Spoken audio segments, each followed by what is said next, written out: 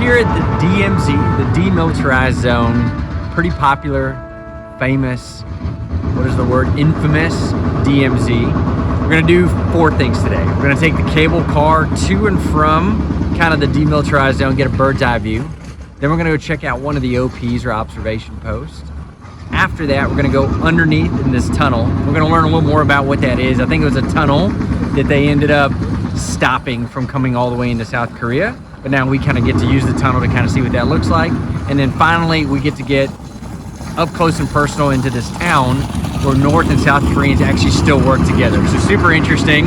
They come from North, they come from South, they work, they do commerce, and then they go back to their homes. Super awesome. This is one of those things that when you get here, you kind of have this idea of what it looks like. And for sure, there's military compounds. There's definitely this kind of ominous environment, but actually way more bright than it is. And that's not gunfire, that's construction. Outside of that, it's been actually a pretty easy process. A lot of documenting, a lot of very specific, what's your name, what's your date of birth, what country you're coming from. You're gonna be in this seat. My guess is for accountability purposes, making sure whoever goes in, comes back out. All right, we're here at the DMZ, stoked. Let's go check it out.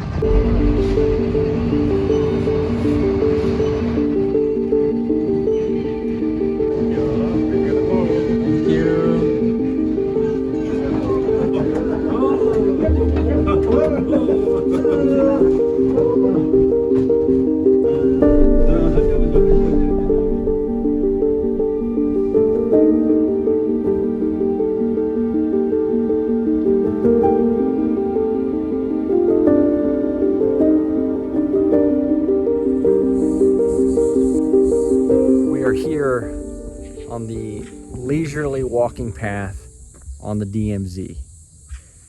This is no man's land. Technically, it's kind of shared by both sides, so to speak, but this is where we're allowed to vacation, walk around. If you didn't think you can go to the DMZ and have a good time, you'd be mistaken. You can. Now, there's guardrails all over the place. It's like bumper plates at the bowling alley, but as long as you stay on path, you're good to go. Now, there's signs all over the place that say mine, meaning landmine. So you don't want to mess around too much with going out of bounds. But it actually is quite a nice walk and quite a nice scenery to kind of go look at. But this is really interesting. So this is one section of the DMZ that you take the cable car to, and then you really just get to walk around. They got old military units all the way across, going up and down as well. My uncle's was the #1 unit, 1st Division, which is the unit that is currently stationed here at the DMZ to be the first line of defense for South Korea. And then you have something here? Yeah, these are hope ribbons. So our uncle says people write down the things that they hope for, that they wish for, and they tie it to the fence as a way to leave their hopes for people here. That's great. Well, let's hope we kind of bring everybody together at some point, huh? Is that what that is? Mm-hmm. Always good to hope. In the meantime, lookout point. We'll continue to enjoy. So look, we'll continue to enjoy our walk. Look, if you thought about going to Branson or Disney World, no, come to the DMZ. Have a good time, enjoy yourself, get a Korean fish patty stick, and enjoy the sunshine.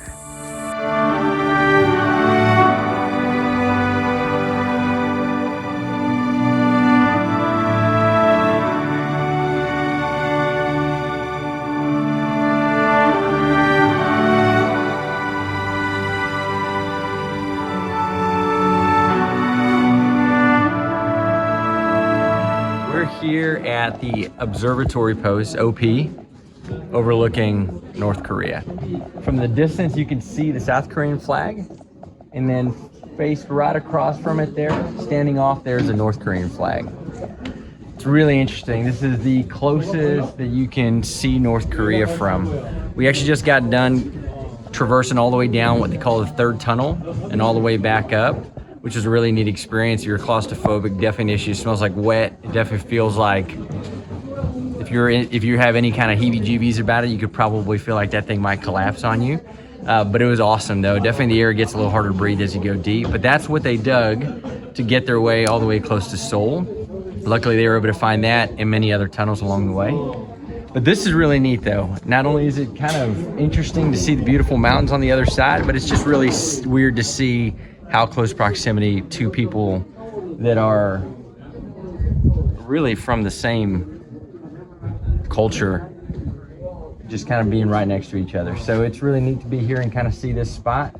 We were trying to see if there were some individuals out there in the fields and around. I think they call that Propaganda City, and I believe it's because the city kind of acts like there's a lot of good and movement going on, but maybe it's to show how nice it could be to live in North Korea.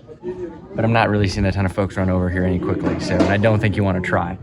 The last thing I'll say is that there's a fence line going all the way through that you can see where it divides South and North Korea. It's actually kind of peaceful, interestingly enough. But again, I'm sure that peace can be turned upside down as soon as someone decides to go punch through that fence line. But here we are in South Korea, actually in the DMZ. So I guess in kind of no man's land, overlooking into North Korea.